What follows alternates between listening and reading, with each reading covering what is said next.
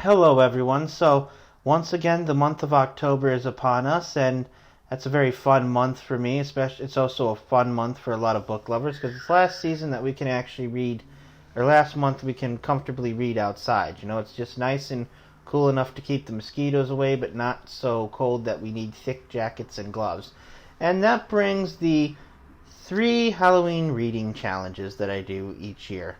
So, the first challenge is to read a horror book, and that is a book that is simply in the horror section at your local bookstore, or it's classified as horror on Amazon or whatnot. It could contain a supernatural element, but some horror books do not.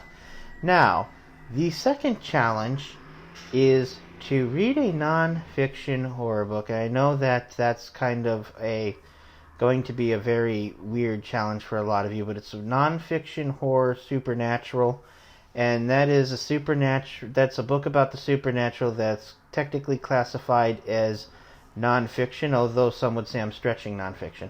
But these are examples. Libraries have sections like this where you can actually, check out books about hauntings and witchcraft and things like that, and these satisfy the requirement for the nonfiction horror. Okay, so pretty much every bookshop has a section like this called local interest, and you'll find books like these, books about haunting, and these satisfy the non-fiction horror book challenge, actually. You don't have to believe these stories are true, but it's true that they're stories. So, specific books that you could look at are Michigan Haunted Lighthouses, Penguin's Book of Witches, that's transcriptions from actual witch trials. Weird Michigan, and the Weird series I think spans all 50 states. And I'm trying to think. Any dictionary of like the supernatural is going to count towards this one. So that gives you an idea. I'll count folklore. I'll count books about UFOs. I'll count cryptids or cryptozoology, basically monster hunting books about those. And books about famous hauntings. So your imagination can really run wild with the second challenge.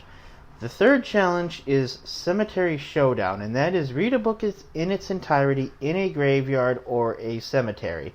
It doesn't have to be a book that you read in one day, and it does not have to be a book that satisfies any of the other 2 challenges. So it can be a book of any type. You just have to read it in its entirety in a cemetery or graveyard. And I recommend, because October can be cold, I recommend a very short book if you can. But nevertheless, really have fun with this. Anyways, I hope you enjoy these challenges.